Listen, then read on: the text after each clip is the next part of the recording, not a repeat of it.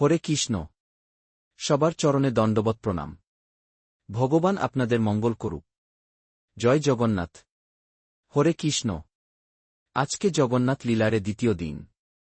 যারা প্রথম দিনের ভিডিও পাননি বা ভিডিও দেখেননি তারা ফেসবুক থেকে দেখলে উপরে লিঙ্ক দেওয়া আছে, আর ইউটিউব থেকে দেখলে নিচে লিঙ্ক দেওয়া আছে। তো চলুন আজকের লীলা শ্রবণ করি। ওহ হায়, আমি এ কি করলাম? রাজা তীব্র অনুশোচনা করতে লাগলেন, আমি কেন এত অধৈর্য হয়ে পড়লাম? এখনও বিগ্রহসমূহের নির্মাণ কার্য অসম্পূর্ণ রয়ে গেছে, মূর্তি শিল্পীও অন্তর্হিত হয়েছেন। আমি একজন মহা অপরাধী। এইভাবে অনুতাপদগ্ধ হয়ে রাজা আবারও অনশনে প্রাণত্যাগের সংকল্প করলেন।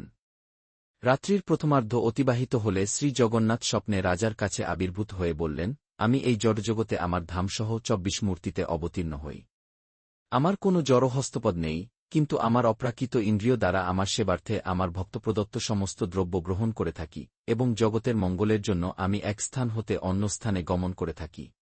তুমি তোমার প্রতিশ্রুতি ভঙ্গ করেছ, কিন্তু সেটি এই জগতে আমার এই বিশেষ জগন্নাথরূপ প্রকৃত করার লীলার একটি অংশ মাত্র, যার দ্বারা বেদের এই উক্তির সত্যতা প্রতিপাদিত হয় যে, তার পদ না থাকলেও তিনি গমন করেন, এবং হাত ছাড়াও তিনি আহার করতে পারেন। কিন্তু আমি এই রূপে প্রকৃত হলেও যারা আমার ভক্ত, তারা আমাকে মুরলীধর শ্যামসুন্দর রূপেই দর্শন করবে।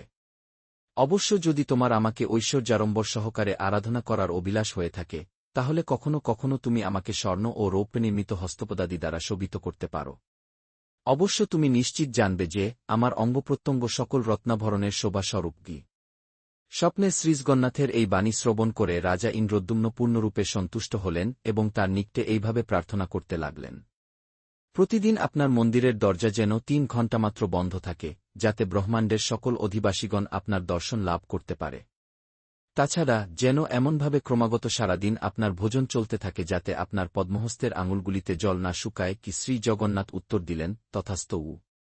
গৌড়ীয় বৈষ্ণব গণপ্রদত্ত আরও গভীরতর ব্যাখ্যা। ভগবান শ্রী জগন্নাথের এই অনন্যসাধারণ রূপের আরও নিগুট কারণ লিপিবদ্ধ হয়েছে সিকিমাহিতি রচিত মহাভাব প্রকাশ নামক গ্রন্থে।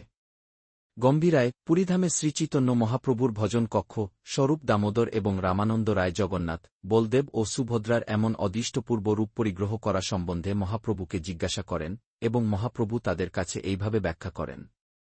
একবার দ্বারকায় কৃষ্ণমহিষীগণ বলরামের মাতা রোহিণী দেবীকে পরিবেষ্টন করে তাকে কৃষ্ণের বিবাহ পূর্ববর্তী বৃন্দাবন লীলা বর্ণনা করতে অনুরোধ করেন। মহিষীগণ তাকে বলেন, কখনো কখনো আমরা নিদ্রামগ্ন অবস্থায় তাকে কথা বলতে শুনি। মধুর স্বরে তিনি তার শ্রীদাম, সুবল প্রভৃতি প্রিয় সখাদের ও তার গাভীগণের নাম ধরে ডাকতে থাকেন। কখনো কখনো তিনি বলেন, হে ললিতা, বিশাখা, হে শ্রীরাধে, এবং কখনো বা তিনি বলেন, মা, আমাকে মাখন দাও। কখনো কখনো তিনি ক্রন্দন করতে থাকেন, তারপর তিনি জেগে ওঠেন এবং ঘণ্টার পর ঘণ্টা নীরবে অশ্রুমোচন করতে থাকেন। এই ব্রজবাসীগণ তার কতই না প্রিয়। কৃপা করে তাদের সম্বন্ধে আমাদের কিছু বলুন কি। রোহিণী দেবী সম্মত হলেন, কিন্তু তিনি সতর্ক করে বললেন যে কোনোভাবেই কৃষ্ণ যেন এটি না শুনতে পায়, তাহলে তিনি ভাবাবিভূত হয়ে ব্রজভূমির উদ্দেশ্যে ধাবিত হতে পারেন। সুতরাং স্থির হল যে কৃষ্ণের বোন সুভদ্রা দেবী কক্ষের বাইরে পাহারা দেবেন। ব্যবস্থা অনুযায়ী সুভদ্রা দেবী দ্বারের বাইরে বসে পাহারায় রইলেন, কিন্তু কৌতূহল নিবারণে অসমর্থ সুভদ্রা দেবী তার এক কান কক্ষদ্বারে সংলগ্ন করে অনুপম প্রেমরাগরঞ্জিত ব্রজলীলা শ্রবণ করতে লাগলেন। এইভাবে ক্রমশ তিনি এতই তন্ময় হয়ে গেলেন যে কৃষ্ণ ও বলরামের সেখানে আগমন তিনি লক্ষ্যই করলেন না।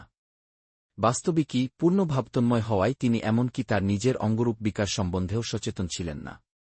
অনবদ্য ব্রজপ্রেম কথায় তার চিত্ত বিমুগ্ধ হওয়ায় তার বিস্ময় বিস্ফারিত নয়নোদ্বয় অনেক বড় হয়ে গিয়েছিল, চিন্ময় ভাববিকারে তার হস্তপদাদি দেহের মধ্যে সংকুচিত হয়ে গিয়েছিল। মুখভাব ও শরীর ভাষা সম্বন্ধে সুবিজ্ঞ কৃষ্ণবলরাম সুভদ্রা দেবীর দেহাকৃতি দেখেই বুঝতে পারলেন যে কক্ষের ভিতর নিঃসন্দেহে অসাধারণ কিছু ঘটছে, সুতরাং বিনা বাক্যব্যয়ে তারাও শ্রবণ করতে শুরু করলেন।